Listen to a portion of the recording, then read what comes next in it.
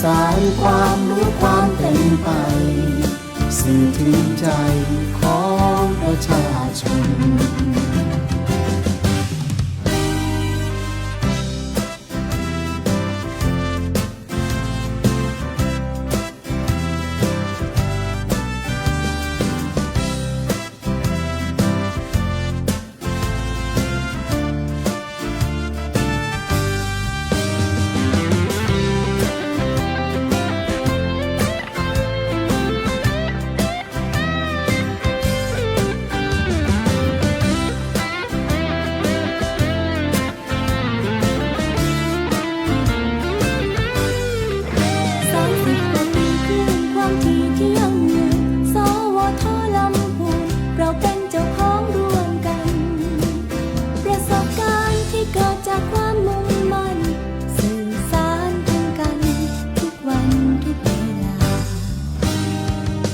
วิทยุแห่งประเทศไทยจดจำขึ้นใจคือสวทลำพูนสื่อสร้างสรรค์เพื่อพี่น้องทุกคนจะยากดีมีจนทุกคนรับฟังกันได้คือเสียงสื่อสารที่สร้างสรรค์สร้างความเข้าใจข่าวสารความรู้ความเป็นไปสื่อถึงใจของประชาชนสวทลำพูนวิทยุแห่งประเทศไทยสวทลำพูนวิทยุแห่งประเทศไทยสวทลำพูนแห่งประเทศไทย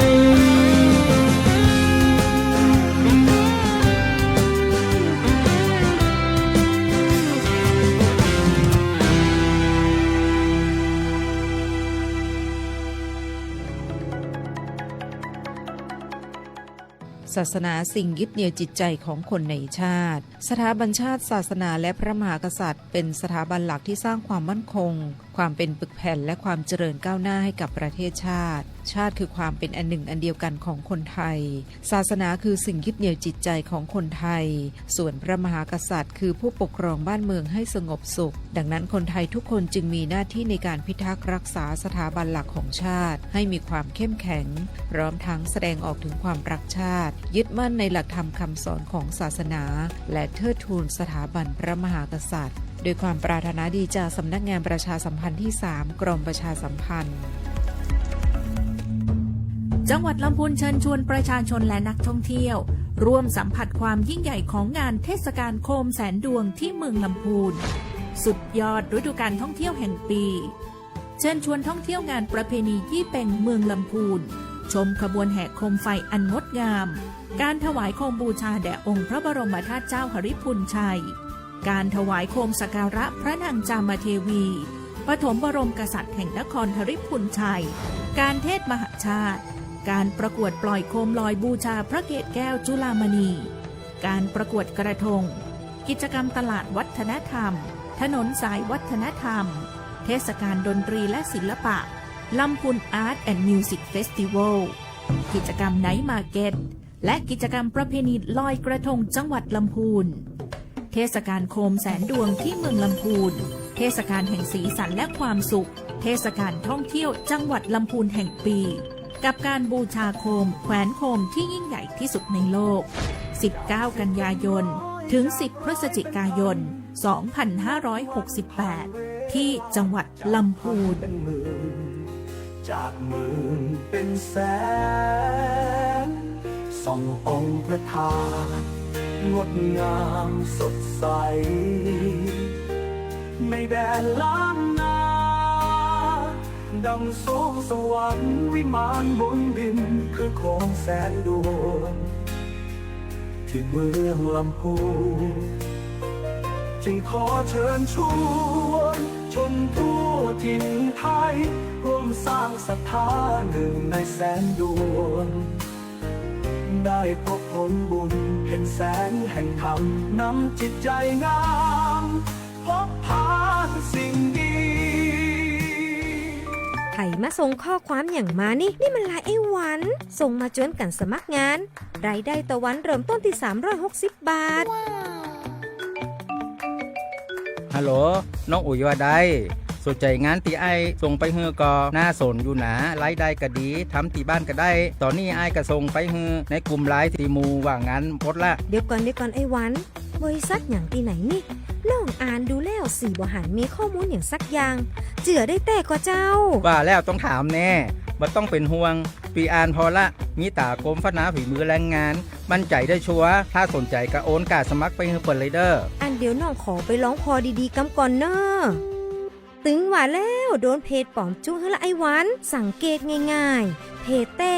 จื่อเพจต้องสะกดถูกและมีเครื่องหมายติ๊กถูกสีฟ้าตั้งหลังจื่อจำนวนผู้ติดตามนักตีสำคัญเปิ้นบ่มีนโยบายฮับงานไปทำตีบ้านหนาเกือบไปแล้ว เตือนเลยนะคะว่า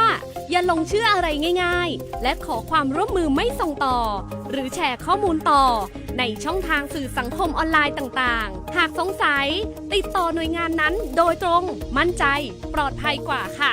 สักนิด คิดก่อนแชร์ ปรารถนาดีจากสำนักประชาสัมพันธ์เขต 3 กรมประชาสัมพันธ์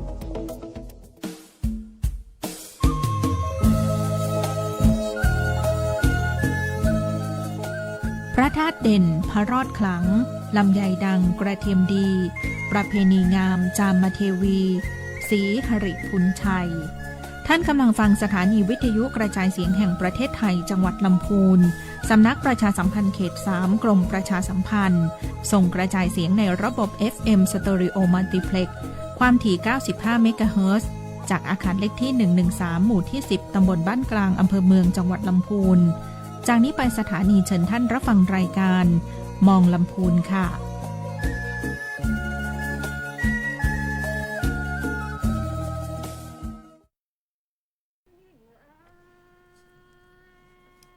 สวัสดีค่ะดิฉันวาซีนะนครชาวเหนือค่ะรองอัยการจังหวัดคุ้มครองสิทธิ์ค่ะ ปฐมพงษ์ทองรวยครับนิติกรปฏิบัติการครับ ค่ะวันนี้นะรายการ เสียง มอง อ่อยๆ ลำพูนทำไมมันเสียงมัน เสียงอ่อยๆเลย ค่ะวาซีนีกับปฐมพงษ์นะ ครั คะ บผม วันนี้มารายการมองลำพูนนะคะ ผ่านอัยการคุ้มครองสิทธิ์และช่วยเหลือทางกฎหมายและการบังคับคดีจังหวัดลำพูนนะคะ ครับผม วันนี้มา2 คนสัปดาห์ก่อนนู่นมา3 คน วันนี้เจ้าเดิมมาอีกแล้วนะคะ ก็เลยคุยกันอีกแล้วว่า แน่ วัน นอน นี้ วันนี้เราต้องตามกระแสกันสัก กระ หน่ แส อยถึงแม้เราจะเริ่มจริงๆ ถ้าตามกระแสวันนี้เราต้องคุยเรื่องพระ เอ้ยไม่ แต่ ค่อย ว่า มีความรู้ เอาไว้ก่อน ไม่มีความรู้พระเก่านะมีแต่ความรู้พระใหม่ อืม เอาเล่นพระใหม่ แต่ว่าเอาเป็นว่าวันนี้เราเอากระแสหลักๆก่อนที่มันเกิดประเด็นเยอะนะคะ เรื่องการทำธุรกิจ ใช่ๆเราก็จะเห็นลงข่าวออกรายการสดเลย ที่บอกว่าทำธุรกิจร่วมกัน อืม ในเรื่องการทำครีม ใช่ ทำเครื่องสำอาง ทำกินหรือทำหน้า กินทำหน้าด้วย แต่ว่าเราจะเน้นไปที่ทำครีมก่อน ทำครีมนี่ ว่าเฮ้ยมันเกิดอะไรขึ้นทำไมเราถึงจะเอาเรื่องนี้มาพูดคุยกันวันนี้ อืม เข้าเลยไหมครับ เข้าเลยสิคะ ก็ตรงนี้เนี่ยที่เราจะเห็นในรายการเนาะที่จะเป็นดาราท่านหนึ่งกับอีกท่านหนึ่งทำธุรกิจร่วมกันแล้ว เขา ก็ เป็น มี ดารา ปัญ เหรอเขาเป็นอินฟลูเอนเซอร์อย่างนี้ดีกว่า อินฟูก็ได้อินฟู อิน กับ ฟลู ดา เอน รา เซอร์เขาทำธุรกิจด้วยกัน คือเราถ้าเราทำธุรกิจคนเดียวเนี่ยมันก็ไม่ได้มีปัญหา ใช่ แต่ว่าเงินทุนมันก็อาจจะไม่พอไง มันก็เลยต้องมีการรวมตัวรวมกลุ่มกัน ใช่ เพื่อทำธุรกิจ เพื่อจะได้มีเงินทุนเยอะ เงินทุนเยอะธุรกิจเราก็ใหญ่ ใช่ไหมเราอาจจะได้กำไรเยอะ ครับ มันก็เลยเป็นที่มาของว่ามันมีการเป็นหุ้นส่วนในการทำธุรกิจกัน ซึ่งกฎหมายเนี่ยก็ รองรับเรื่องนี้ไว้ รองรับเรื่องนี้ด้วยนะคะ ว่าใครมีหน้าที่อย่างไรในการเป็นหุ้นส่วน ครับ ธุรกิจที่ทำกันเนี่ยมันมีกี่ประเภทคะธุรกิจ ถ้าเราว่ากันตามกฎหมายเนี่ยเอาทั้งหมดรวมกันเลยเนาะก็จะมีทั้งหมด1 2 3 4 5 6 5ประเภทแต่นับได้6 นับได้ 6 มันคือยังไง อย่างแรกก็คือห้างหุ้นส่วนเขาเรียกห้างหุ้นส่วนสามัญเนาะแล้วก็ห้างหุ้นส่วนจดทะเบียน ห้างหุ้นส่วนจำกัด ตัวนี้เราจะได้ยินบ่อยมากอะไรคือห้างหุ้นส่วนจำกัด แต่เราจะไม่พูดวันนี้เราจะไปไว้พูดวันหลัง อุ๊ยมีกั๊กไว้ด้วย มีกักไว้ด้วย บริษัทจำกัด แล้วก็อย่างสุดท้ายเนี่ยบริษัทจำกัดมหาชน ก็คือว่าเอาเป็นหุ้นส่วนการทำธุรกิจแบบที่เราเจอบ่อยๆแล้วกัน เอา นะคะ แบบที่ ประชาชนทั่วไป อืม เราเจอกันได้เลยอย่างเช่นเนี่ยในรายการนี้ก็คือเขาบอกว่าเขาจะทำเครื่องสำอางทำครีมทำคลินิกหน้าด้วยกันเนาะสมมุติเราจะเปิดร้านชานมไข่มุกด้วยกัน อืม เราบอกว่าอย่างนี้ฉันเปิดชานมไข่มุกฉันต้องไปจดทะเบียนบริษัทเลยเหรอ ทำไมต้องจดไหม ฉัน ยัง จะ ไง ต้องไปจดห้างหุ้นส่วนจำกัดเลยเหรอฉัน ไม่ แค่อยาก จดได้ จะ ไหม ขายเนี่ยแหละวันนี้เราก็เลยจะมาพูดกันว่าไอการที่เราไม่อยากจะจดทะเบียนแต่เราอยากจะทำธุรกิจด้วยกันเนี่ยมันมีวิธีอะไรบ้าง เอาประเภทแรกก่อน ใช่แล้วมีวิธีใดที่เขาเรียกว่าข้อจำกัดเราถึงเห็นการลงที่ออกทีวีนะว่ามันทำไมถึงทะเลาะกัน อืม ถ้าอยากเลิก แต่ว่า คบกัน แต่ว่าตามข่าวอ่ะเขาเป็นบริษัทนะ บริษัทเหมือนกันแต่เข้ามาทำร่วมกัน ก็ถือว่าเป็นห้างหุ้นส่วนเหมือนกัน เป็นห้างหุ้นส่วน อ่า ก็คือว่า joint venture อย่างสิยังไม่ถึง joint venture ก็บริษัทกับบริษัทมาทำด้วยกันไง อันนี้เราจะพูดถึงว่าในหุ้นส่วนธุรกิจที่เราเจอกันบ่อย ครับ ๆ เช่นห้างหุ้นส่วนสามัญไม่ได้ อืม จดทะเบียนนะคะ ครับ แล้วก็ห้างหุ้นส่วนจดทะเบียน ห้างหุ้นส่วนจำกัด อือฮึ บริษัทจำกัด ครับ นะคะ แล้วก็บริษัทจำกัดมหาชน มหาชน แต่จริงๆอะมันมีการเข้ามาทำธุรกิจในรูปแบบอื่นอีกนะคะ ครับ แต่เราจะไม่พูดถึงในวันนี้ แล้วก็อาจจะไม่พูดถึงเลย อีกเลย เพราะว่ามัน จเอไป ยากไว้หน่อย มัน ครับ อาจจะเป็นเรื่องของjoint venture หรือคอนโซเทียม อ่าน นะคะ ที มัน นี้ ก็จะแยกออกไปแต่วันเนี้ยเราจะมาพูดในส่วนของห้างหุ้นส่วนสามัญ ครับ คือการที่คนหลายๆคนนะคะ เข้ามาทำธุรกิจร่วมกัน แล้วก็ไม่ได้จดทะเบียนแค่นั้นแหละ อันเนี้ยคือห้างหุ้นส่วนสามัญ ครับ เนาะกฎหมายบัญญัติไว้ว่ายังไงคะเรื่องห้างหุ้นส่วนสามัญ ประมวลกฎหมายแพ่งและพาณิชย์นะครับ1012นะครับบอกว่าสัญญาในการจัดตั้งก่อน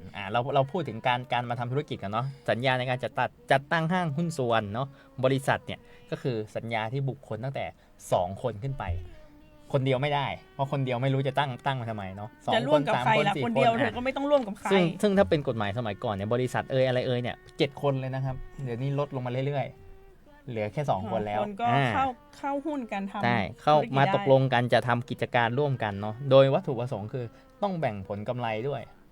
แต่ถ้าเข้ามาเพื่อจะทำอย่างอื่น แต่สุดท้ายไม่ได้คุยกันว่าจะแบ่งผลกำไรเนี่ยก็ไม่เข้ากฎหมายข้อนี้นะ ขาดทุนต้องแบ่งไหม ขาดทุนก็แบ่งขาดทุนกันไป เออ ร่วมๆกันใช้นี่เดี๋ยวเราจะบอกกันทีหลัง อ๋อ ก็ ก็คือ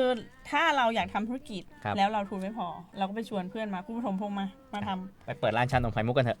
เอาเลยเรา แต่เดี๋ยวเราจะได้กำไรมาหักทุนแล้วเราจะแบ่งกันนะ โอเค อันเนี้ยเข้าในลักษณะของหุ้นส่วนแล้วนะ เป็นหุ้นส่วนกัน เป็น แล้ว หุ้นส่วนกันแล้ว แต่ ค่ะ ว่าเราจะไปหุ้นส่วนไหนเดี๋ยวเราว่ากันอีกที อ่ะ แต่ตอน อั นี้ น เรา นี้ จะ เรา พู เป็ ด น ถึ เบื้อง งต้นก่อน สามัญเท่านั้น อ่า วันนี้เราจะพูดแบบเอาง่ายๆเลยก็คือไม่ต้องไปจดทะเบียนอะไรทั้งนั้นแหละ อย่างเดียวก็พอสรรพากร แต่ต้องเสียภาษีนะคะ ต้องเสียภาษีในรูปแบบของหุ้นส่วนสามัญเนาะ อืม ทีนี้เราก็จะพูดถึงห้างหุ้นส่วนห้างหุ้นส่วนเนี่ยมาตรา1025ประมวลกฎหมายแพ่งและพาณิชย์นะครับก็บอกว่าเป็นหุ้นส่วนเนี่ยที่ผู้เป็นหุ้นส่วนทั้งหมดทุกคนสมมติมีเรา2 คนเนาะรับผิดร่วมกันในหนี้ของหุ้นทั้งหมดเลยของห้างทั้งหมดเลย โดยไม่มีจำกัด อืม หมายความว่าไม่ว่าเราจะไปทำอะไรก็ตามเนาะแล้วเป็นหนี้ขึ้นมาเนี่ยรับผิดชอบหมดเลย 2 คนต้อง ส ช่ อ ว ง ย ค กัน น ช่วยกัน ชานมไข่มุกเราจะเปิดร้านเนี่ยใช้ตังค์กี่บาท สมมติเริ่มต้นด้วยทุน 100,000 บาท โหเยอะเนาะร้านเราใหญ่เนาะ เราต้องมีร้านก่อนสิเรายังไม่มีแผงตั้งร้านเล โอย เค คนละ อ่ะ แสน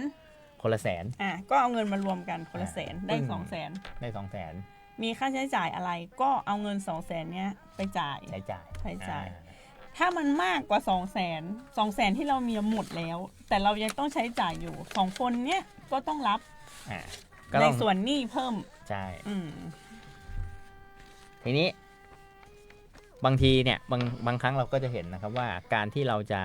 ทำห้างกันเนี่ยทำหุ้นส่วนกัน ทำหุ้นส่วน เอาหุ้นส่วน เป็นหุ้ ดี น กว่า ส่วน จะได้ กัน ไม่งง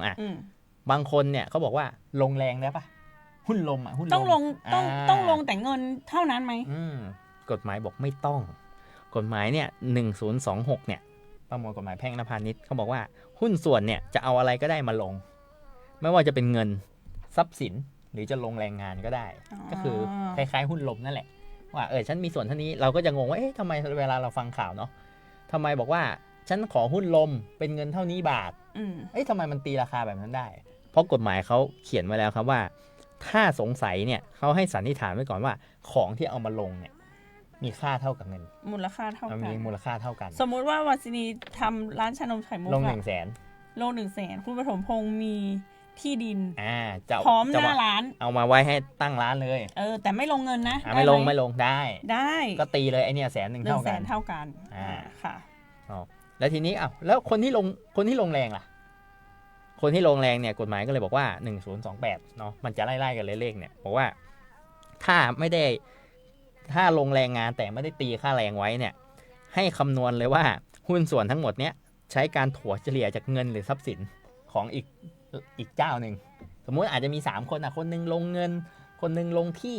คนนี้ลงแรงเงี้ยก็บอกว่างั้นคุณก็ถัวเฉลี่ย3คนเลยเพื่อให้หุ้นส่วนทุกคนมีเท่ากันทัวร์แบบไหนอะทัวร์ยังไงถัวหารก็อย่างเขาลงเงินกันมาเราลงแรงก็รวมกันแล้วหาร3เลยถัวกันเอาไปอย่างเงี้ยก็ถือสวัสตีว่าเท่ากันแหละเงี้ยจะได้ไม่ต้องมาเถียงกันว่าใครจะได้เยอะได้น้อยเพราะลงแรงก็ไม่รู้จะตีตัวเองเป็นมูลค่ายังไงลงแรงก็คือว่าทำงานนะขายของขายชานมอยู่หน้าร้านแบกหามล้างจานแล้วก็ว่าไปแต่ต้องไม่มาเอาเป็นไอ้นี่นะไม่มาเอาเป็นค่าจ้างนะต้องไม่เอาค่าจ้างอันนี้คือการลงแรงเลยมอรอเอากำไรอย่างเดียวใช่แล้วอย่างข่าวที่เราเห็นเนาะก็อินฟลูเอนเซอร์เนี่ยถามว่าเขาอาจจะลงตังค์ด้วยแต่เขาลงแรงด้วยใช่ความที่ใช้ความเป็นอินฟลูเอนเซอร์เนี่ยก็จะทำให้ว่านี่ไงฉันใช้ความมีชื่อเสียงของฉันเนี่ยในการลงมาใช้แรงได้ก็ตีแบบนั้นก็ได้แต่ต้องคุยกันให้เคลียร์ก่อนนะเหมือนเราจะเห็นข่าวขายแซลมอนเจ้าหนึ่งเห็นไหมว่าโอ้โหขายแป๊บเดียวกำไรเลย7 ล้านก็เนี่ยคือการลงแรงด้วยชื่อเสียงเนาะแต่ว่าต้องพูดคุยกันกับตัวหุ้นส่วนก่อนนะว่าการเป็นคนมีชื่อเสียงของฉันเนี่ยคือทุนนะคะครับแต่ถ้าไม่คุยกันเนี่ยมันก็แต่กฎหมายก็ให้สันนิษฐานไว้ก่อนแหละมันก็คือแรงงานที่พอๆกันกับทุนเนาะแต่จริงๆก็ถ้าไม่คุยกันให้เคลียร์นะเรื่องการทำหุ้นส่วนทั้งหลายเนี่ยมีปัญหาตลอดเนี่ยก็คือจะเข้าไปมาตราต่อไปเลยก็คือ1033เขาบอกว่าถ้าผู้เป็นหุ้นส่วนเนี่ยไม่ได้ตกลงกันไว้ในกระบวนการเลยนะว่าใครจะมีอำนาจจัดการก็บอกว่าทุกคนมีอำนาจจัดการหมดสมมติคุณวาสินีกับคุณปฐมพงษ์เปิดร้านชานมไข่มุกเรียบร้อยแล้วตังลงกันเรียบร้อยแล้วเสร็จปุ๊บบอกได้คุยกันไหมว่าตกลงใครจะซื้อของเข้าร้านไม่ได้คุยเมื่อไม่ได้คุยปุ๊บเนี่ยผมสามารถที่จะไปซื้อของเข้าร้านก็ได้คุณวาสินีไปซื้อของเข้าร้านก็ได้ทุกคนทำได้หมดเลยแต่จะทำไม่ได้อย่างเดียวคือถ้าอีกคนท้วงเมื่อไหร่คุณทำไม่ได้นะเราก็เลยจะเห็นว่าทำไมสุดท้ายแล้วทำธุรกิจร่วมกันมีปัญหากันตลอดเพราะคนนึงบอกว่าฉันจะทำอีกคนบอกฉันไม่ทำมันก็เลยเป็นปัญหาแล้วมันก็จะมีอีกปัญหาหนึ่งว่าคนนึงบอกว่าฉันทำคนเดียวเธอไม่ทำธุรกิจเนี้ยเป็นของฉันได้กำไรฉันต้องได้หมดจะเกิดปัญหานี้ด้วยซึ่งผิดหลักถ้าเป็นหุ้นส่วนเพราะยังไงหุ้นส่วนทุกคนมีเท่ากันแล้วกลายเป็นว่าคุณไม่ตกลงไงก็ใครจะทำก็ได้อย่างเงี้ยคือก็ต้องเข้าใจว่าการเป็นหุ้นส่วนกันต้องร่วมหัวจมท้ายเนาะถ้าสมมุติว่ามีอะไรเกิดขึ้นต้องร่วมกันพูดคุยเนาะว่าใครมีหน้าที่อะไรแบ่งกันให้ชัดเจนที่มันเกิดปัญหาเพราะมันไม่ชัดเจนนี่แหละหมกเม็ดกันไม่ให้ดูบัญชีเนี่ยซึ่งถ้าเป็นรูปแบบของตัวรูปแบบบริษัทเนาะห้ามก็ไม่ได้นะเพราะกฎหมายเขาเขียนไว้ว่าเขามีสิทธิ์ขอดูด้วยแต่นี่คือเราเป็นหุ้นส่วนกันเฉยๆเนาะเขาไม่ได้จดทะเบียนอะไรก็รู้กันแค่เนี้ยรู้กันอยู่ก็ต้องทำกันตามนี้เนาะมันก็เลยจะมีปัญหากันต่อมาอีกว่าอย่างที่เราเห็นนะว่าในข่าวเราจะเห็นเลยสุดท้ายเอาคนนั้นออกเอาคนนี้ออกเอาคนอื่นเข้ามาแทนเนี่ยซึ่งกฎหมายเขาเขียนไว้เลยนะครับว่าหุ้นส่วนจะออกจากตำแหน่งได้เนี่ยต้องให้หุ้นส่วนทั้งหลายเนี่ยยินยอมกันด้วยเนาะเว้นแต่ว่าจะตกลงกันไว้ใครจะเป็นคนดูแลคนนี้จะเลิกดูแลแล้วหรือว่าคนที่ถือหุ้นร่วมกันจะออกจะเข้าเนี่ยต้องให้ได้รับความยินยอมด้วยถ้าไม่ได้ความยินยอมเนี่ยเราก็จะเห็นเหมือนในข่าวเลยว่าก็ฉันไม่อยากให้เธอทำแล้วออกไปเลยก็หุ้นมี4คนสมมติหุ้นมี4คน3คนรวมกันโหวตว่าจะให้คนนึงออกคนนึงเขาไม่อยากออกก็ไม่ได้เพราะว่าเขาต้องบอกว่าใช้คำว่าทุกคนต้องคนที่จะถูกโหวตออกก็ต้องอยากออกด้วยนะใช่เราก็เพิ่งเห็นข่าวเมื่อ 2-3 วันนี้เองใช่ไหมเป็นไรเขาออกไปได้นะอันนั้นอาจจะอยู่ในรูปแบบอื่นแต่เราก็ทำให้เห็นภาพว่าอันนี้มันเป็นพื้นฐานที่เราพูดกันวันนี้เป็นพื้นฐานของการเป็นหุ้นส่วนแล้วก็เป็นพื้นฐานในการเป็นหุ้นส่วนจดทะเบียนบริษัทจำกัดด้วยอันนี้เป็นพื้นฐานเลยบริษัทจำกัดห้างหุ้นส่วนจำกัดหุ้นส่วนจดทะเบียน หุ้นส่วนสามัญเนี่ยเนาะทีนี้เดี๋ยวเรามาเข้าประเด็นหลักก่อนเดี๋ยวสักพักเดี๋ยวเราอาจจะได้พักว่าที่เราเห็นเขามีข่าวว่าฉันเปิดบริษัทเองกับเธออยู่เสร็จแล้วอยู่ๆผมเปิดร้านชานมกับคุณวาซินีอยู่ขายอยู่หน้าวิทยุเนี่ยเสร็จปุ๊บคุณวาซินีบอกโหขายดีจังเลยฉันไปรวมกับอีกคนนึงมาเปิดแข่งด้วยดีกว่าแต่ว่าไม่ไปทำนะแค่ไปเปิดช่วยเปิดอะไรอย่างเงี้ยอันนี้ได้ไหมครับได้เปล่าไม่ได้กฎหมายบอกเลยว่าประมวลกฎหมายแพ่งและพาณิชย์1038บอกว่าห้ามไม่ให้ผู้เป็นหุ้นส่วนประกอบกิจการอย่างหนึ่งอย่างใดที่มีสภาพเดียวกันหรือเป็นการแข่งขันกับกิจการของห้างหุ้นส่วนนั้นไม่ว่าเพื่อประโยชน์ตนเองหรือประโยชน์ผู้อื่นผู้อื่นก็ไม่ได้สมมุติอยากเปิดให้แม่เห็นขายดีอยากเปิดให้แม่ก็ไม่ได้เนาะโดยไม่ได้รับความยินยอมจากผู้เป็นหุ้นส่วนคนอื่นก็มาอยากเปิดอีกร้านหนึ่งเราขายดีเนี่ยหน้าสถานีก็เลยมาบอกคุณปฐมพงษ์ว่าเธอฉันอยากเปิดร้านชานมไข่มุกเหมือนกันเลยแต่ฉันจะเป็นหุ้นส่วนกับแม่ฉันแต่ฉันจะไม่เปิดตรงนี้นะฉันจะไม่เปิดหน้าสถานีเรานะนู่นฉันจะไปเปิดกัดบ้านแซมปุ่นอ่ะเธอโอเคไหมไม่ไกลนะไกลก็ไกลก็อาจจะเป็นเรื่องนึงเพราะถ้าแค่กิจการชามุกนี่ก็อาจจะแบบโอเคไกลมันก็อาจจะกลุ่มลูกค้าไกลกันมากแล้วอนุญาตให้ฉันเถอะก็ได้ถ้าเขาอนุญาตอย่างเงี้ยเปิดได้นะแต่ถ้าเขาไม่อนุญาตไม่ยินยอมก็เปิดไม่ได้นะเธอก็ต้องไปเปิดร้านน้ำแดงแทนร้านน้ำแดงนี่อาจจะไปเป็นกิจการดุจเดียวกันอยู่ดีนะก็ต้องดูขายเครื่องขายเครื่องดื่มเหมือนกันไม่ขายชานมไข่มุกเลยโอเคกลุ่มเป้าหมายเป็นคนละกลุ่มกันขายน้ำแดงเลยถ้าอย่างนี้ก็ได้เนาะนี่ได้แล้วถ้าเกิดสมมติว่าโอเคฉันขายน้ำแดงก็ได้แต่ปรากฏว่าแอบไปเปิดร้านชานมไข่มุกไว้ด้วยกฎหมายว่ายังไงครับอย่างนี้เขาบอกว่าไงตามมาตรา1308 1038เขาบอกว่าไงคะวรรคท้ายเขาบอกว่าถ้าผู้เป็นหุ้นส่วนคนใดเนี่ยฝ่าฝืนก็คือแอบไปทำนั่นแหละโดยผู้เป็นหุ้นส่วนคนอื่นๆเนาะสมมุติคุณมาซินีไปเปิดผมเนี่ยก็มีสิทธิ์ที่จะเรียกเอาผลกำไรทั้งหมดที่หาได้หมดเลยเหรอใช่หรือเรียกเอาค่าสินไหมทดแทนเพื่อการที่ห้างของผมเนี่ยได้รับความเสียหายเนาะแต่จะฟ้องไม่ได้นะครับถ้าพ้น1 ปีนับแต่มีการฝ่าฝืนเธอก็ต้องพิสูจน์มาสิว่าเธอเสียหายเท่าไหร่ตรงนี้เนี่ยมันเคยมีฎีกาด้วยเขาว่าไงคุณวาซินีสู้บอกว่าเปิดมาก็จริงแต่ขายไม่เคยได้กำไรเลยจะมาเรียกเอาผลกำไรไม่ได้นะสรุปว่าเรื่องนี้ศาลพิพากษาบอกว่าตอนเขาฟ้องได้2 อย่างเอาผลกำไรหรือค่าสินไหมทดแทนเพื่อความเสียหายฉะนั้นผมก็เลยฟ้องเป็นค่าเสียหายแทนคุณจะขาดทุนหรือไม่เป็นเรื่องของคุณครับคุณไม่ได้กำไรไม่เป็นไรผมไม่ได้เรียกเอากำไรครับผมเรียกเอาค่าเสียหายของห้างผมครับกฎหมายเขาบอกว่าเรียกเอาผลกำไรซึ่งผู้นั้นหาได้ทั้งหมดหรือเรียกเอาค่าสินไหมทดแทนเพื่อการที่หุ้นส่วนได้รับความเสียหายถูกต้องครับเธอก็เรียกมาเลยแต่เธอพิสูจน์ได้นะว่าเธอเสียหายแต่ยังไงก็เรียกได้ถ้าฉันเปิดแล้วถ้าเธอก็ยังขายได้เหมือนเดิมขายได้เยอะกว่าเดิมเธอก็ไม่เสียหายนะพิสูจน์มาอันนั้นคุณไปสู้กันเองแต่เขามีสิทธิ์ที่จะฟ้องนะเป็นสิทธิ์ตามกฎหมายอย่างนี้ก็คุยกันยาวแต่เพราะคนนี้ก็ไม่ยอมเนาะทีนี้สมมติเมื่อกี้เราบอกว่าไปเปิดแข่งงั้นฉันไม่เปิดแข่งละขอเอาแม่เขามาทำด้วยได้ปะเพิ่มหุ้นเหรอว่าไงขอเอาแม่เขามาทำได้ด้วยไหมกฎหมายบอกว่าประมวลกฎหมายมาตราแพ่งและพาณิชย์1040บอกว่าห้ามชวนคนอื่นเข้ามาเป็นหุ้นโดยไม่ได้รับความยินยอมปกติทุกมาตราเลยสังเกตไหมครับจะใช้คำว่าไม่ได้รับไม่ได้ยินยอมเว้นจะตกลงเป็นอย่างอื่นคือเรื่องหุ้นส่วนเนี่ยนะเรื่องการจะทำธุรกิจด้วยกันเนี่ยมันเป็นเรื่องที่พูดคุยกันได้แล้วขอความยินยอมกันได้กฎหมายก็เลยเขียนแบบไว้เยอะมากในทุกเกือบทุกมาตราบอกว่าถ้าได้รับความยินยอมจะทำได้จากหุ้นส่วนทั้งหมดเพราะมันไม่ต้องจดทะเบียนอะไรเลยมันก็มีเรื่องมันก็อยู่กันแค่นี้ฉะนั้นก็คุยกันได้ก็คุยกันได้แต่ก็ขอตั้งข้อสังเกตว่าไม่ว่าจะทำอะไรนะคะต้องมีพยานหลักฐานถ้าประชุมกันก็ต้องทำรายงานการประชุมเหมือนที่เราเห็น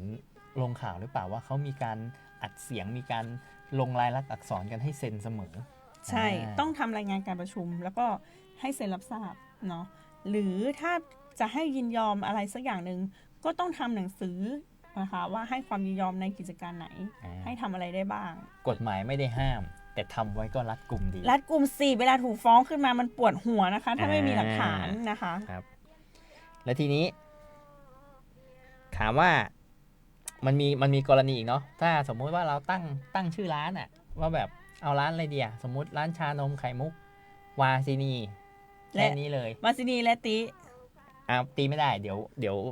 ยวบรรยายต่อไม่ได้ ไม่ได้เอาวาซินีอย่างเดียว เอาวาซินีอย่างเดียว เสร็จปุ๊บคุณปฐมพงศ์ก็บอกว่า เดี๋ยวคุณปฐมพงศ์จะไปทวงหนี้ที่คุณวาซินี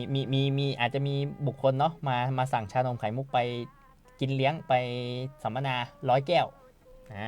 คุณวาซินีก็รับเรียบร้อยทำเสร็จปุ๊บไม่จ่ายเว้ยสำนักงานอัยการไม่จ่ายตังค์ทำยังไงดีคุณปฐมพงศ์ก็ไปทวงตังค์ให้คุณวาซินีว่าได้ไหมครับ ได้ไหมอ่ะ กฎหมายไม่ให้ กฎหมายบอกว่า กฎหมายบอกว่าผู้เป็นหุ้นส่วนเนี่ยจะเรียกเอาส่วนของตนเนี่ยจากหุ้นส่วนคนอื่นๆเนี่ยอันนี้ผิดคนละมาตรากันบอกว่าถ้าเกิดสมมุติว่าเราไม่มีชื่ออยู่ในกิจการนั้นน่ะเราไม่สามารถจะไปอ้างกับบุคคลภายนอกได้เพราะว่ามันไม่เหมือนหุ้นส่วนที่จดทะเบียนก็คือถึงแม้ห้างจะไม่มีชื่อแต่มันปรากฏอยู่ในทะเบียนคือตามกฎหมายนะคะเขาบอกว่าถ้าเป็นหุ้นส่วนสามัญที่เราไม่ได้จดทะเบียนเป็นนิติบุคคลเนี่ยเราเวลาเราตั้งชื่อห้างเนี่ยเขาก็ไม่รู้หรอกว่าใครเป็นเจ้าของชานมไข่มุกวาซินีเขาก็จะเข้าใจได้ว่าวาซินีเป็นเจ้าของ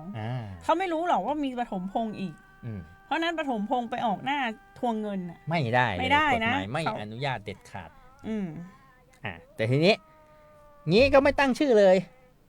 อย่างนี้เหรองั้นตั้งชื่อดีกว่าตั้งชื่อเลยดีกว่าไหมผมตั้งชื่อเลยสมมติเอาเป็นวาซินีและปฐมพงษ์ชานมไข่มุกแล้วยังไงถ้าเกิดตั้งชื่อแบบนี้พอการตั้งชื่อแบบนี้ปุ๊บเนี่ยเขาต้องบอกว่าแต่ตามหลักเนาะว่าการที่เรามีหุ้นส่วนร่วมกันอยู่แล้วยังไงเขาก็ทวงหนี้เรา2 คนได้อยู่แล้วทีนี้ปัญหามันจะเกิดอย่างนี้ต่างหากว่าแล้วถ้าเกิดการตั้งชื่อครั้งเนี้ยมันได้มีชื่อคนอื่นด้วยเอาใครดีกิฟชานมไข่มุกวาซินีแอนกิฟไม่มีชื่อปฐมพงษ์ปฐมพงษ์ไม่อยากต้องไปทวงตังค์พอเป็นอย่างนี้ปุ๊บกิฟมาช่วยกิจการเสมอเลยแต่กิฟไม่ได้เป็นหุ้นส่วนนะไม่เป็นหุ้นส่วนแต่มาช่วยกิจการเราอาจจะแบ่งผลกำไรให้บ้างแต่ว่าตามกฎหมายบอกว่าการแบ่งผลกำไรเนี่ยก็ไม่ได้ทำให้เขาขึ้นมาเป็นหุ้นส่วนได้นะแต่กิฟก็ออกหน้าเสมอเลยไปทวงตังค์ให้แล้วเพราะว่าตอนนี้กิฟทวงตังค์ได้กิฟมีชื่อแต่กิฟไม่ใช่หุ้นส่วนกฎหมายบอกว่าถ้าคุณมาทำตัวแบบนี้เนี่ยคุณต้องถือว่าต้องรับผิดชอบในบรรดาหนี้ทั้งหมดของห้างหุ้นส่วนต่อบุคคลภายนอกเสมือนตัวเองเป็นหุ้นส่วนคนหนึ่งเลยหมายถึงกิฟใช่ไหมใช่ต้องรับผิดชอบใช่กลายเป็นว่าฉันไม่ได้มีหุ้นด้วยนะกำไรฉันไม่ได้แต่ตอนเป็นหนี้เอาไปด้วยเพราะฉะนั้นกิจการคนอื่นอย่าไปยุ่งค่ะใช่อย่าไปออกตัวออกหน้าว่าเราเป็นหุ้นส่วนสมมติไปเป็นอาจจะเป็นลงลำไยอาจจะเป็นอะไรเงี้ยทั้งนั้นที่มันอาจจะเป็นลงของคนอื่นลงของเพื่อนลงของญาติอย่างเงี้ยแต่เราไปออกตัวทำตัวเป็นเหมือนเป็นเจ้าของไปเจ้ากี้เจ้าการไปชี้นั่นชี้นี่สั่งนั่นสั่งนี่จนบุคคลภายนอกเขาเชื่อว่าเราเป็นเจ้าของกิจการโดนฟ้องได้นะครับกิจการใครกิจการมันอย่าไปยุ่งเขาใช่ถึงจะเป็นลูกเมียเป็นอะไรก็อย่าไปยุ่งค่ะกิจการเขาเนาะถ้าอยากยุ่งทำยังไงคะเอาตัวเองไปเป็นหุ้นค่ะแต่ก็ต้องได้รับความยินยอมอีกใช่วนมาที่ความยินยอมอีกแล้วถ้าสมมติว่าชื่อห้างเป็นวาซินีและตีร้านชานมไข่มุกของเราแล้วเราไม่อยากทำด้วยกันละตีจะถอนหุ้นออกไปต้องเอาชื่อตีออกจากชื่อร้านด้วยนะตรงนี้มันมีสิทธิ์ที่อยากจะขอให้เลิกใช้ชื่อเพราะไม่อย่างนั้นก็ยังมีชื่ออยู่ก็อาจจะต้องรับผิดต่อไปเนาะเดี๋ยวเรามาต่อบ่ายโอ้ยเป็นหุ้นส่วนนี้บ่ายอะไรตอนนี้ก็บ่ายครับบ่ายเดี๋ยวเรามาต่อครึ่งหลังนะฮะไม่ใช่บ่ายพูดผิดจะบอกว่า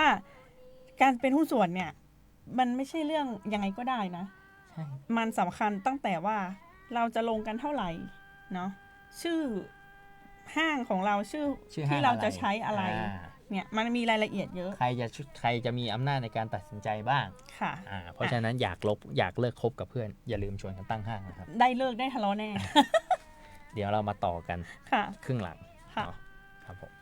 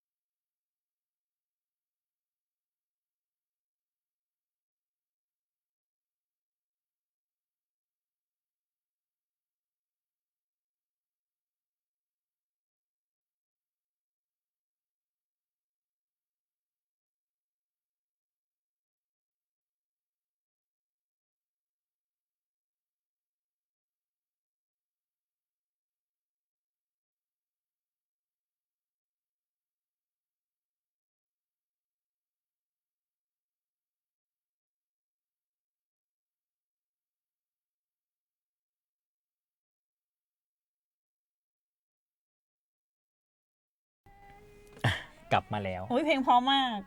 กำลังซ้อมร้องอยู่นะคะซ้อมร้องเพลงเมื่อกี้เวลาร้องน่าจะสดดูสวย ก็ต้องเป็นงานเลี้ยงปีใหม่สินะ อีก2-3 เดือนซ้อมร้องเพลงแล้วค่ะเรามาเข้าเรื่องกันต่อ เรามาเข้าเรื่องกันต่อ เรื่องการเป็นหุ้นส่วน จะเข้าทำธุรกิจด้วยกันนี่แหละ เมื่อกี้เราพูดเรื่องการเข้าเป็นหุ้นส่วนด้วยกัน ค่ะ การลงเงินการแสดงออกต่อคนนอกการพูดคุยกันว่าใครจะมีอำนาจจัดการ จะตั้งชื่อร้านเราเนี่ย าร ก็ไม่ได้ ตั้ชื่อ ง่าย ร้านหรือว่าใครจะเข้าไปเรียกว่าไปทำตัวเป็นเจ้าของในกิจการของคนอื่น หรือเรายอมให้เขาเข้ามาอะไรพวกนี้เนาะเราก็พูด ๆ ไป ต้อง แล้ว ระมัดระวัง ทีนี้เราก็จะมาต่อกันเรื่องว่า แล้วไอ้เรื่องการจัดการกิจการทั่วไปของหุ้นส่วนที่เราทำกันอยู่เนี้ยกฎหมายมันมีการเขียนระบุอะไรไว้เป็นพิเศษเพิ่มอีกไหม มีอีกเป ร ล่า วมไปจนถึงในเรื่องของการที่ว่าถ้าออกไปแล้ว หรืออยู่ๆอยากจะให้คนอื่นเข้ามาเพิ่มอย่างเงี้ยมันจะมี ผล อะไร ยังไง ที่ผลยังไงที่กฎหมายเขาเขียนไว้หรือเปล่าเราก็จะมาเริ่มกันว่า ค่ะ ตรงเนี้ยประมวลกฎหมายแพ่งและพาณิชย์1050เขาบอกว่า การใดๆเนี่ยอันผู้เป็นหุ้นส่วนคนใดคนหนึ่งทำไว้ในกิจการทางที่เป็นทางธรรมดาเนาะก็คือเรื่องทั่วไปอะ ซื้อของเข้าร้าน ซื้อของเข้าร้าน จ่ายค่าน้ำค่าไฟ แต่ถามว่าร้านชานมไข่มุกไปซื้อที่มาจัดสรรขายได้ไหม ซื้อทำไม ไม่ใช่ มันไม่ใช่กิจการการค้าธรรมดาทั่วไป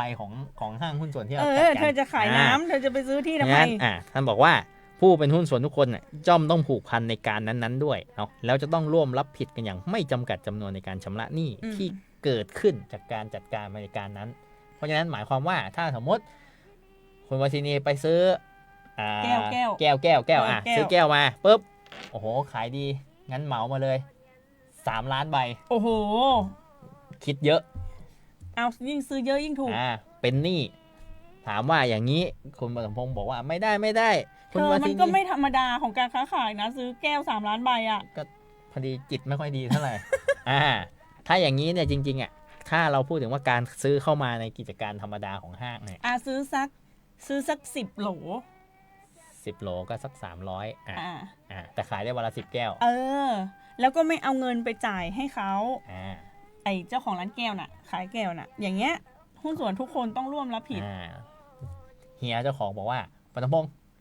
ค่าแก้วแน่นอนเพราะเราบอกแล้วว่าหุ้นนี่คือการลงโดยที่ทุกคนต้องรับผิดร่วมกันเท่ากันจริงๆไม่เท่ากันหรอกก็เป็นร่วมกันนั่นแหละ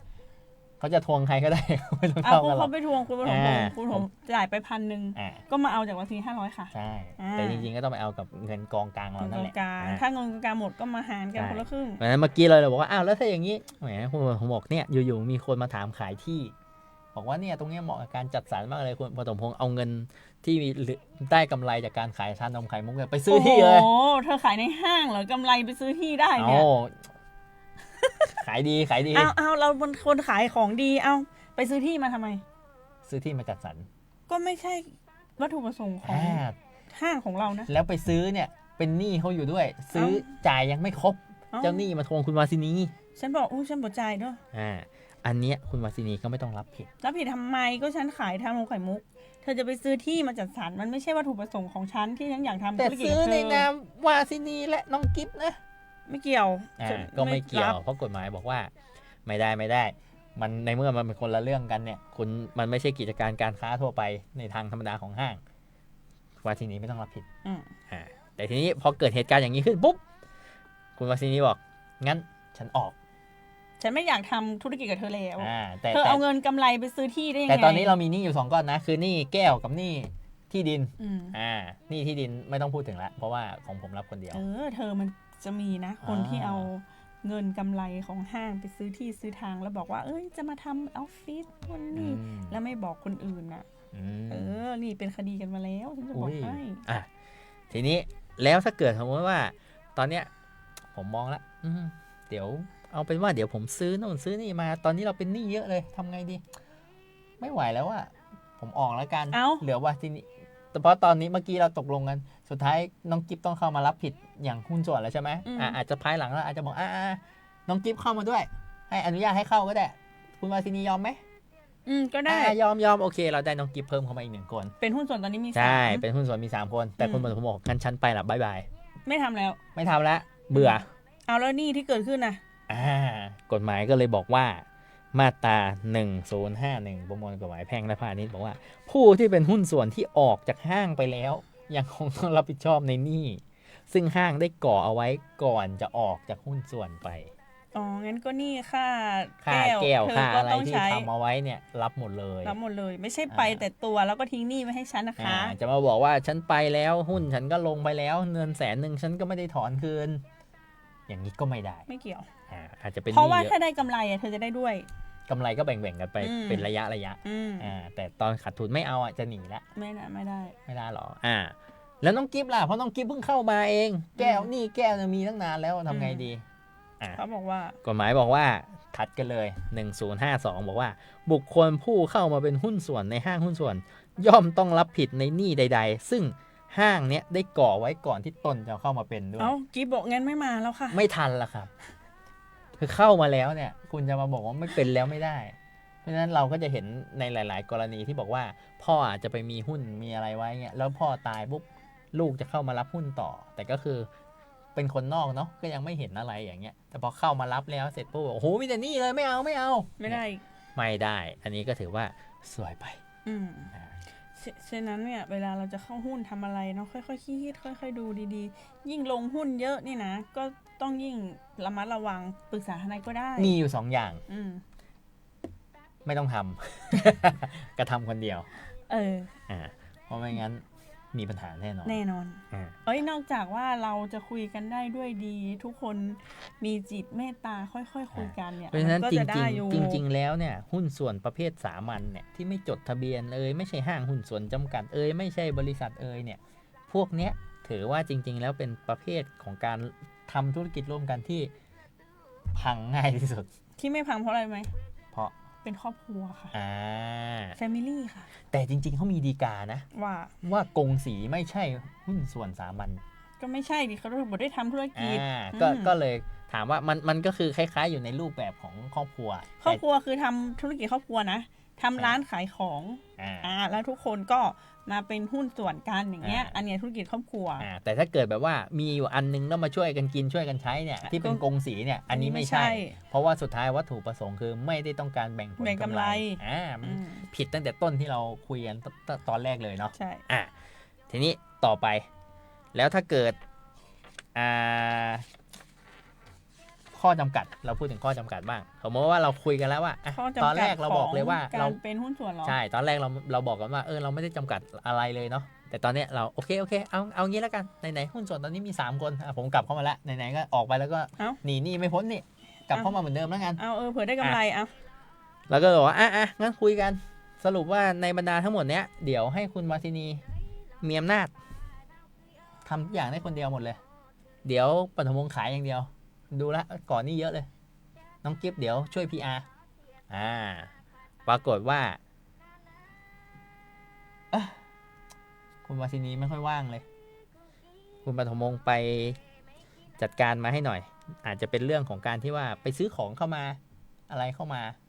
หรือผมอาจจะไปโดยที่แบบคุณวาสินีไม่ได้บอกหรอกแต่ผมเห็นแล้วอุ้ยแก้วจะหมดอีกแล้วไปซื้อแก้วมา3 ล้านใบเหมือนเดิมเอาซะเยอะเลยทีนี้เจ้าหนี้เขาเลยมาทวงคือมันไม่ใช่หน้าที่ของเธอแต่เธอไปทำใช่ไหมใช่คุณวาสินีก็เลยบอกเจ้าหนี้เลยไม่จ้าฉันไม่จ่ายจ้ะฉันไม่จ่ายเพราะที่คุณปฐมพงศ์ทำไปไม่ใช่หน้าที่ของเขาที่เราแบ่งกันใช่อย่างนี้ได้ไหมได้ไหมล่ะกฎหมายบอกไม่ได้ครับโอ้ยเธอ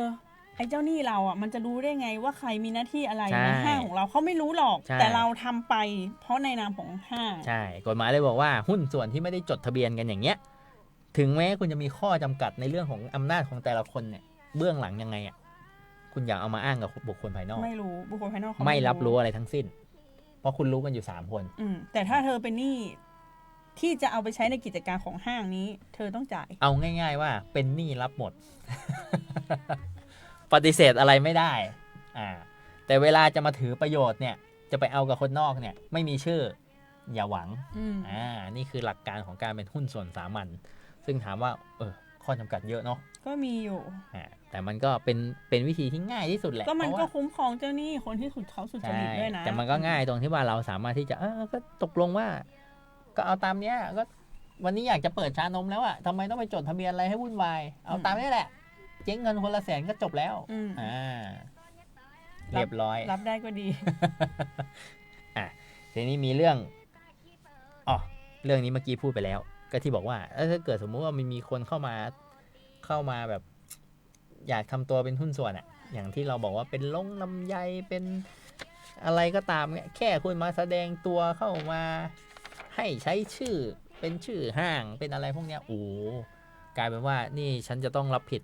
เสมือนฉันเป็นเขาใช้คำว่าเสมือนนะหมายความว่าไงเขาคำว่าเสมือนก็คือไม่ใช่แต่เหมือนนั่นแหละก็แปลว่าตอนเขาแบ่งกำไรกันจะไม่เกี่ยวนะแต่ตอนที่เขามาทวงหนี้รับด้วยเพราะเธอแสดงออกกับคนอื่นว่าเธอเป็นหุ้นส่วนมันก็เป็นไปได้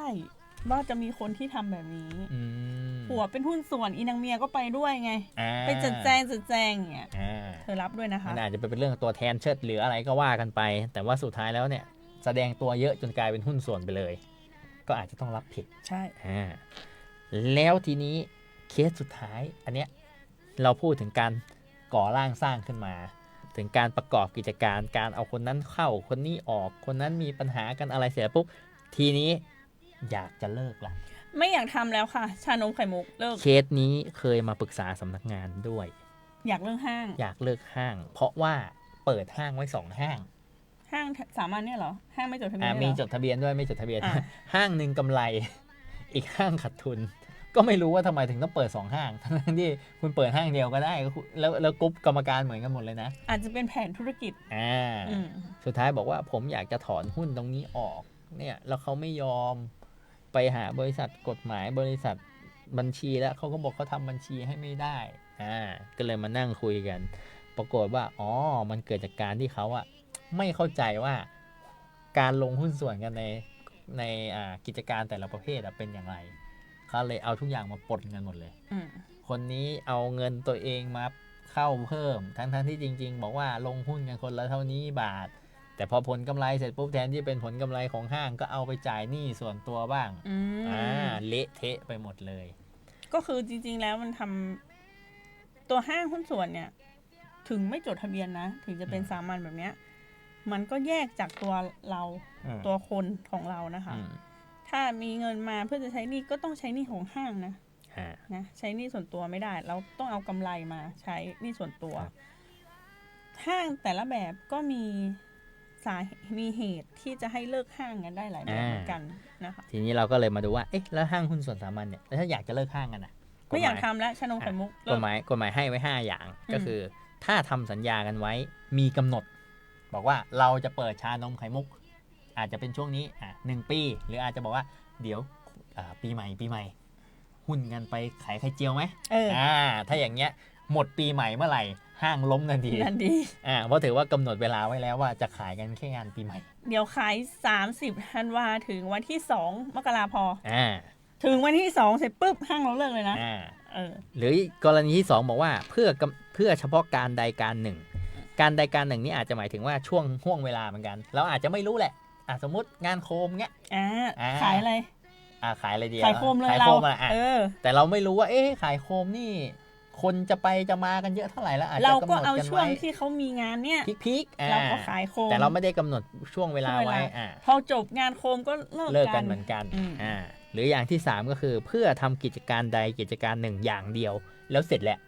ก็อย่างเมื่อกี้ที่บอกว่าสมมติเรามีเงินอีกก้อนแหละเราอยากจะไป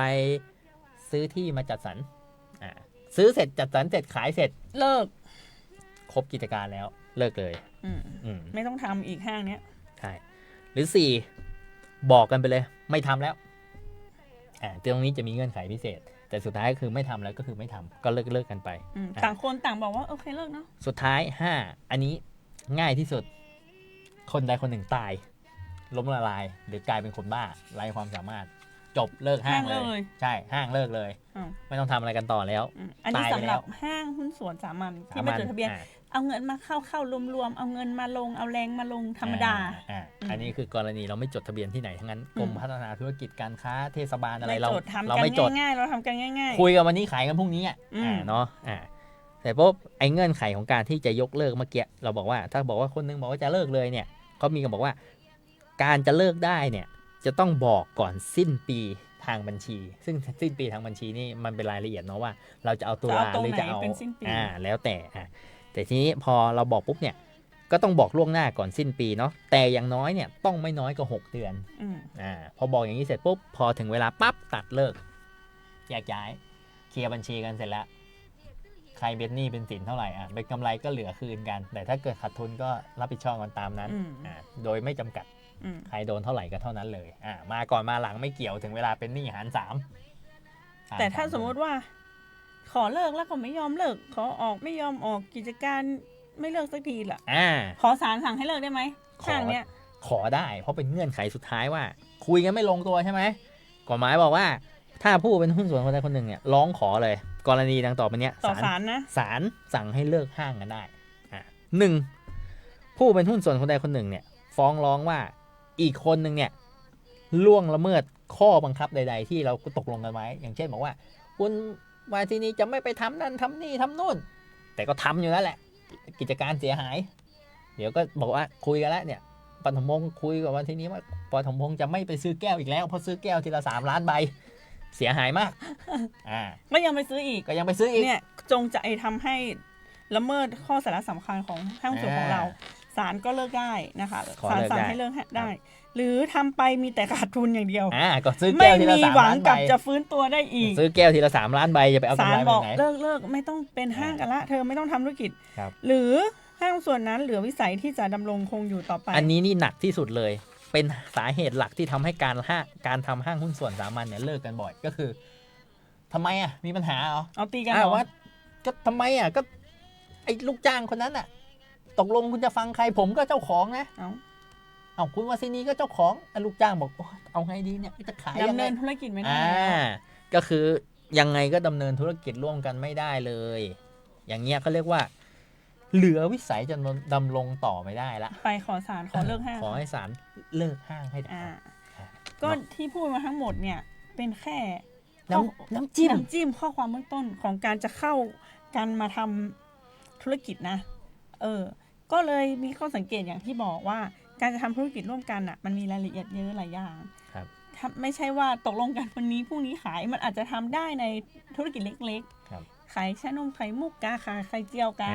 อย่างนี้มันได้อยู่แต่ขายไข่เจียวเขาก็มีปัญหากันนะนะเราก็เลยมาให้ความรู้ในขั้นตอนนี้นะคะถ้าสมมติว่าใครเนี่ยอยากเข้าการทำกิจการเนี่ยจริงๆควรจะปรึกษาทนายความนะหรือผู้มีความรู้ด้านกฎหมายว่าเราจะออกแบบธุรกิจอย่างไรดีมาสคช.ได้ไหมมาสคช.ก็ได้มาสำนักงานการคุ้มครองสิทธิและช่วยเหลือทางกฎหมายและการพักคดีจังหวัดลำพูนก็ได้นะคะเราจะได้ให้ข้อมูลในเบื้องต้นเพื่อให้ตัดสินใจว่าอยากจะเข้าห้างกันแบบไหนมียังไงไม่เสียเปรียบกันได้อยู่เราทำให้ได้นะคะหมายความว่าเราให้ความรู้ให้ได้เนาะอยากจะร่วมกันจะตั้งห้างแบบไหนจะเป็นห้างหุ้นส่วนสามัญไหมจดทะเบียนไหมหุ้นส่วนจำกัดไหมหรือจะเป็นบริษัทกันดีบางคนก็ไม่ทราบช่วงก่อนจะมีข่าวด้วยว่าเนี่ยมีคนมาบอกว่าเดี๋ยวจะมาลงทุนอะไรสักอย่างนี่แหละบอกให้ชาวบ้านไปเปิดบริษัทมาให้หน่อยช่วงนั้นฮิตเลยบริษัทม้านะคะมารับเงินบัญชีม้านี่แหละเนี่ยพอไม่เข้าใจชาวบ้านที่เป็นกรรมการจะโดนติดคุกกันละนาวเลยจ้าเนี่ยแล้วเวลาใครมาบอกให้ขอบัตรประชาชนขอไปเปิดบริษัทอย่าให้เขานะเขาไปเปิดบริษัทเนี่ยกรรมการอย่าคิดว่ารอดนะครับไม่รอดนะคะไปด้วยกันหมดนะคะเพราะนั้นอะไรที่มันเป็นเอกสารส่วนตัวของเราเนี่ยก็อย่าให้ใครเนาะแล้วก็ถ้ามีปัญหาก็ทางกฎหมายนะคะต้องการได้รับความช่วยเหลือนะคะ